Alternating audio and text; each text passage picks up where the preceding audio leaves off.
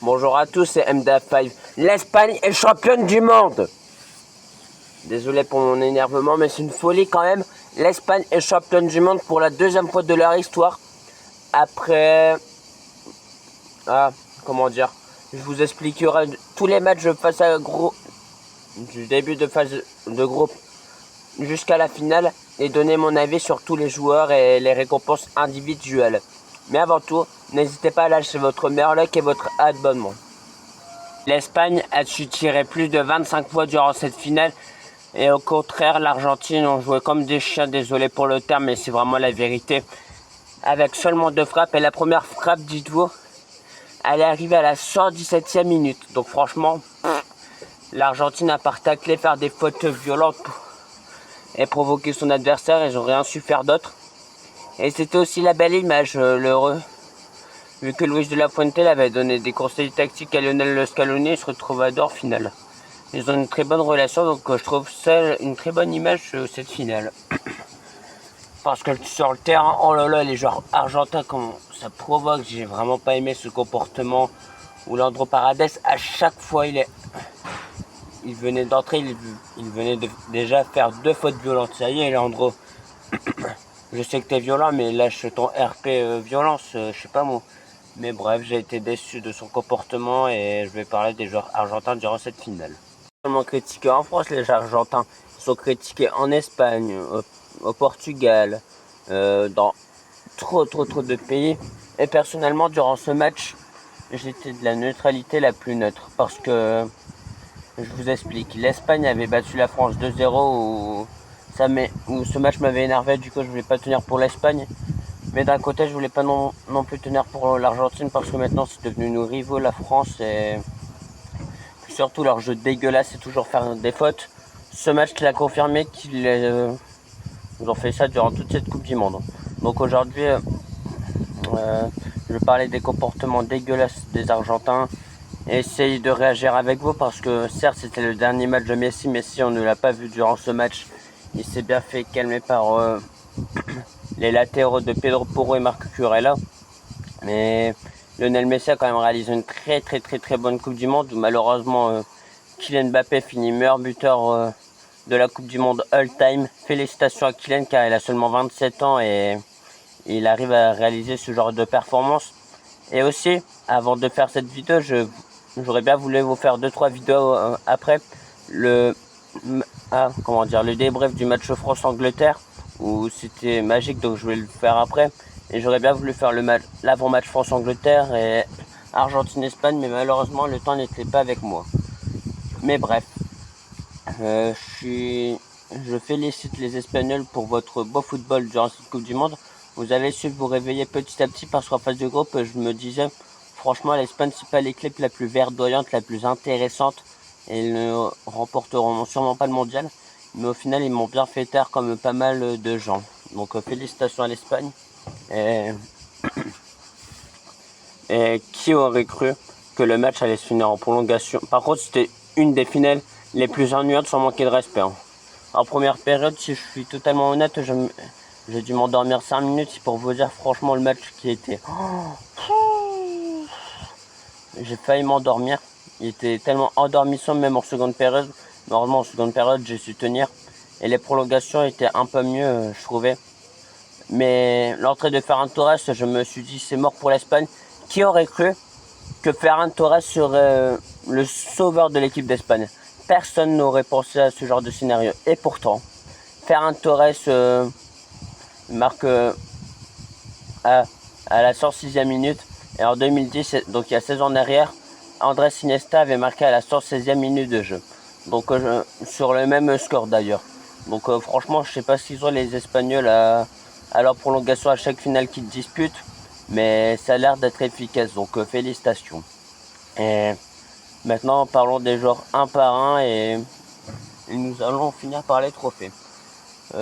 Unai Simon a fini meilleur gardien. Ah oui, parce que j'ai encore oublié de vous dire, mais la défense Cubarsí-Laporte, je pensais pas que ça allait tenir, mais ça s'est pris qu'un seul but face à la Belgique. Donc franchement, félicitations à l'Espagne pour votre solidité défensive. Franchement, c'est à saluer parce qu'ils n'ont pas affronté des adversaires de merde. l'Argentine qui, sur un éclair de génie de Lionel Messi, peut marquer.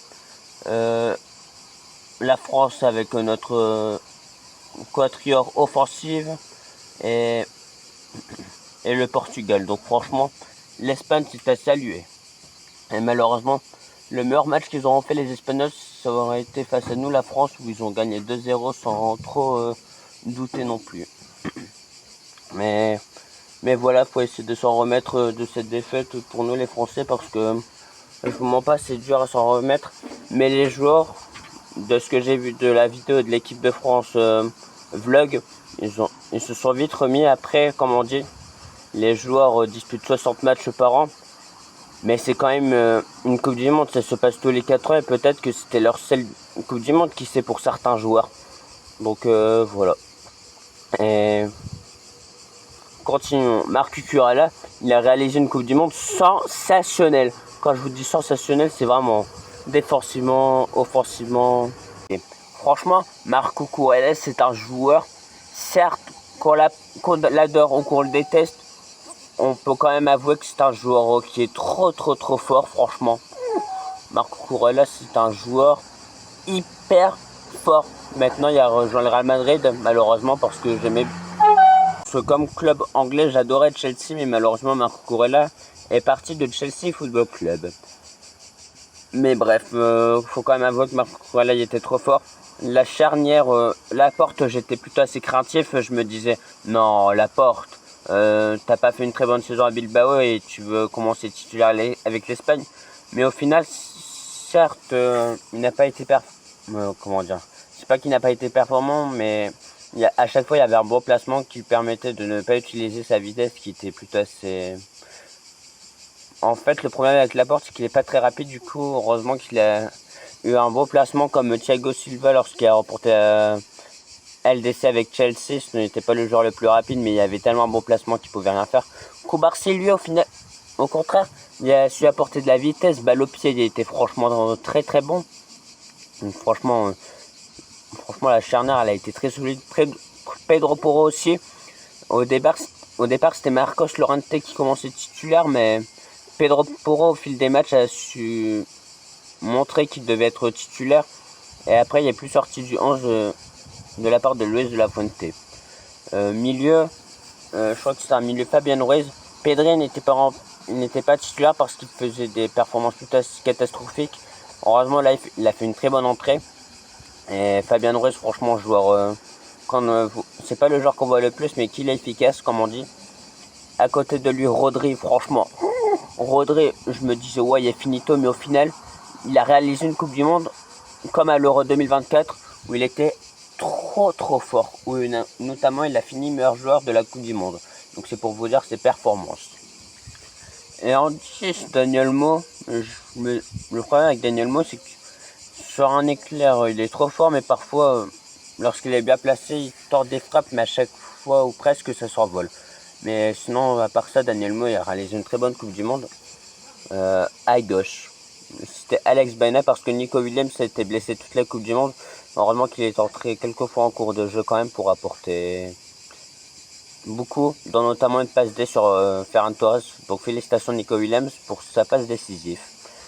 Et Alex Baena, franchement, peut-être, après je ne suis pas espagnol, du coup je connais pas mieux vos joueurs que vous, mais franchement Alex Baena, il me semble un peu neutre. Il faisait pas trop de différence, mais heureusement il faisait beaucoup d'efforts défensifs.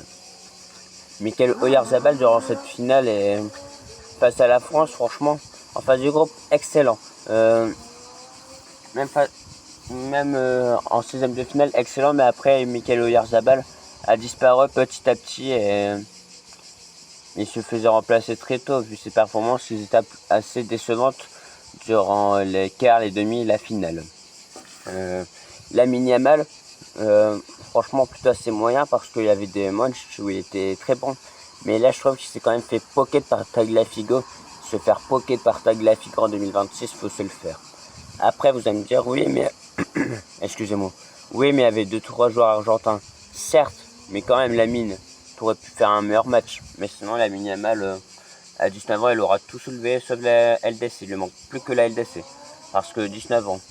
Elle a soulevé l'Euro, la Coupe du Monde. Et maintenant, il ne manque plus que la LDC pour que ce soit un joueur complet. Ah oui, et aussi l'image de la finale, comme vous le savez tous, c'était les retrouvailles entre Lionel Messi et Lamine Yamal. Car 19 ans plus tôt, Lamine Yamal avait fait une photo où il était dans le bac, c'était Lionel Messi, qu'il était très, très timide à cette époque.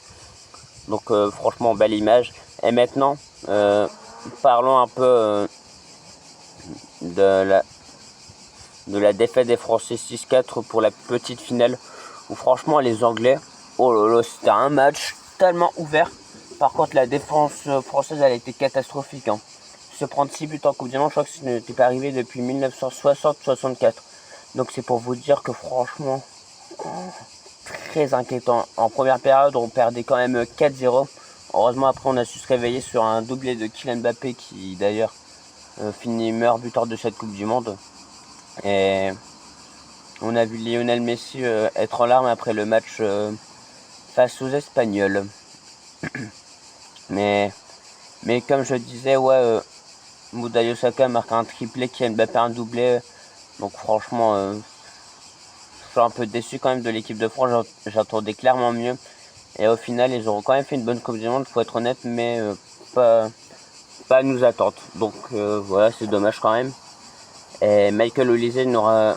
Je comprends pas, Michael Olise en passe, il est trop fort.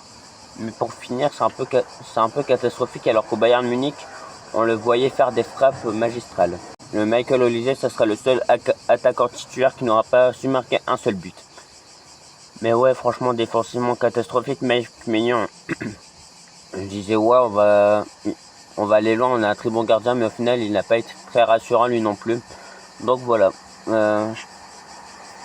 Plus c'était pas l'équipe A d'Angleterre, car Harry Kane remplaçant, Jude Bellingham remplaçant, et à la place, ils ont quand même joué avec Ivan Toney en 9.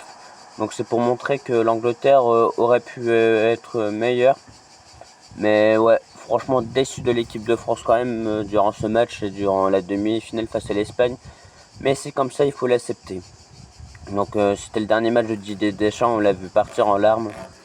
Et Ryan Cherky, le personnage nonchalant comme Michael, lorsqu'il s'est fait remplacer carrément, on dirait qu'il s'en foutait lorsque l'équipe de France marquait. Il était, on aurait dit un supporter neutre. Alors que quand même Ryan Cherky représente la France. Mais sinon j'adore ce joueur Ryan. Mais voilà.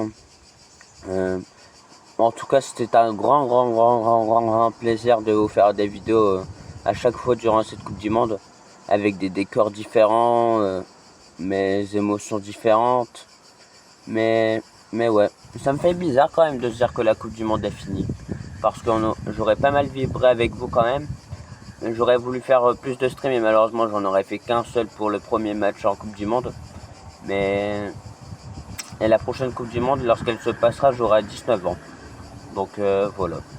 Mais en tout cas, merci à vous, à mes chers fans qui m'ont regardé presque durant toutes les vidéos. Je parlais de Coupe du Monde. Maintenant, nous allons parler de Mercato de l'OM, mon club, et d'autres joueurs qui vont arriver. Mais merci beaucoup de m'avoir suivi. C'était un grand plaisir. Et ouais, c'était ma première Coupe du Monde en étant youtubeur, si on peut dire ça comme ça. Mais merci à vous et je serai à jamais nostalgique de cette Coupe du Monde. Je me dirais, c'est la première où j'ai commencé YouTube. C'est le début d'une longue histoire comme j'aimerais durer sur le long terme avec YouTube. Donc on verra bien et merci à vous tout simplement. Vous voyez là, je suis un peu nostalgique, voire triste que la France ne soulève pas la Coupe du Monde. Ça aurait été plus marquant passer avec vous, mais c'est ainsi. Et encore une fois, félicitations à l'Espagne pour votre titre de champion du monde. Vous ne l'avez pas démérité malgré tout.